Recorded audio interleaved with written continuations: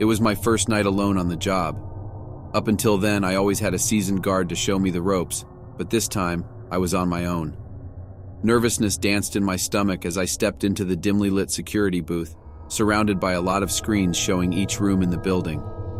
As the hours ticked by, the night was like any other night.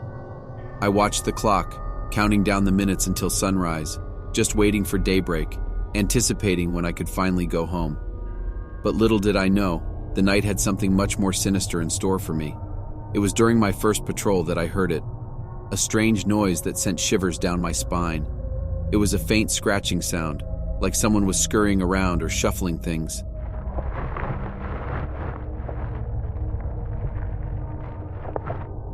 I ignored it at first, thinking it was the building settling, or perhaps even my own imagination playing tricks on me. But as I continued my rounds, the sound persisted, growing louder and more distinct.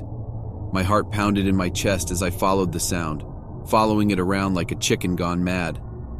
The echoes of my footsteps seemed to sound nothing like the shuffling I was hearing. It was almost like it was getting drowned out by the noise. I ventured deeper into the maze of corridors, my flashlight casting shadows on the wall, which made everything seem a lot more creepy.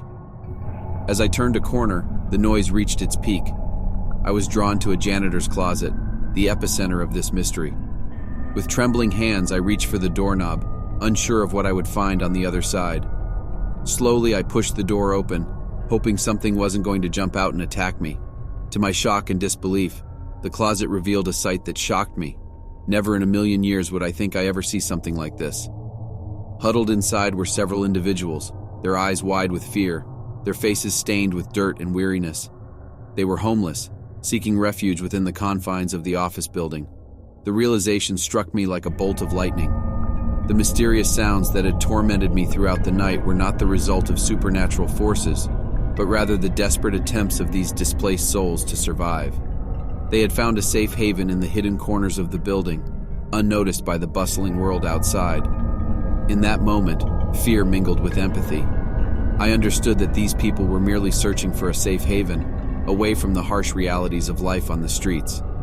Their presence in the office building, though unexpected and against the rules, was a testament to their resilience and resourcefulness. With a heavy heart, I knew that I had to fulfill my duty and notify the authorities. The homeless occupants were gently escorted out, their grateful eyes meeting mine with a mix of appreciation and sadness. I couldn't help but wonder what would become of them once they stepped back into the unforgiving night. As I finished my shift that night, a newfound respect and compassion for the unseen struggles of those less fortunate stayed with me. The office building, once a symbol of safety, had become a stark reminder of the hidden stories that unfold in the shadows.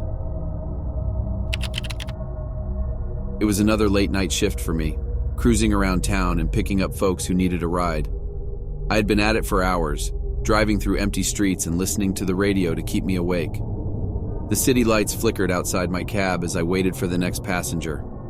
Eventually, things started winding down, and I decided to park near the hospital. You know, the one that gives patients those vouchers to go to other hospitals or shelters.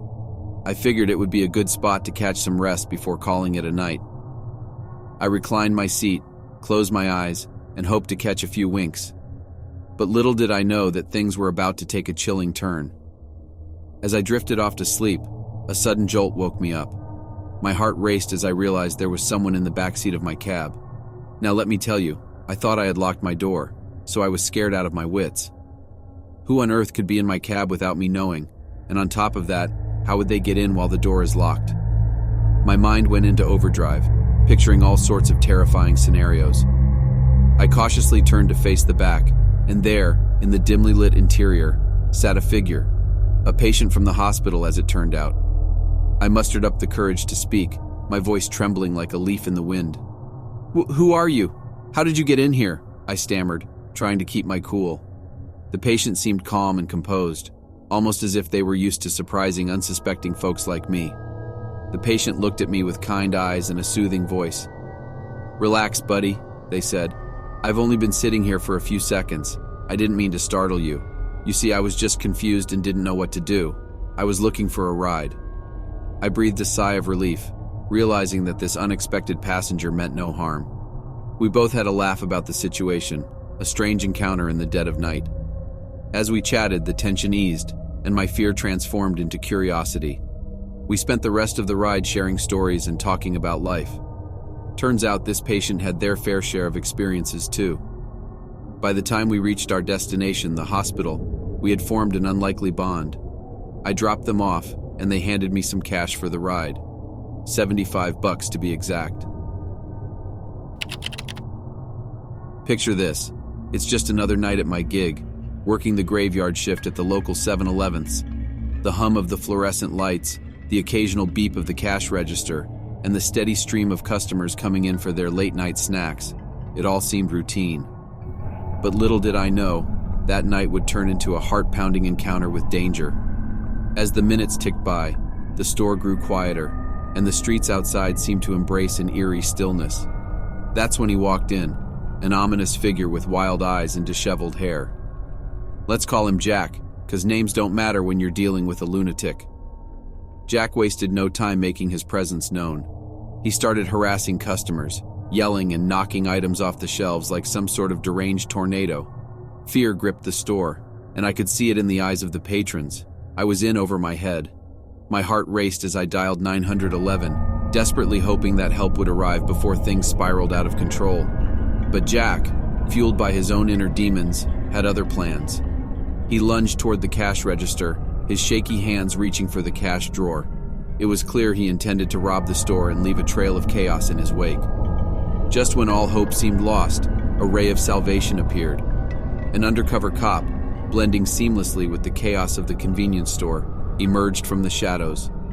With the swift grace of a seasoned warrior, he subdued Jack, pinning him to the ground with the strength of someone who's seen it all. As the police sirens wailed in the distance, relief washed over me like a cool breeze on a hot summer's night. The nightmare was over, and we were all safe. But as I looked around the store, the aftermath of the madness was hard to ignore. The shattered merchandise, the terrified faces, and the lingering sense of vulnerability.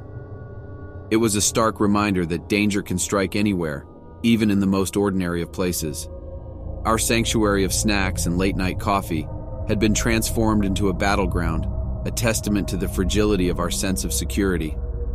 That night, as the news spread and my adrenaline slowly subsided, I couldn't help but reflect on the fragility of life. The line between safety and chaos is thinner than we'd like to believe, and it's the unsung heroes like that undercover cop who keep the darkness at bay, often at great risk to themselves.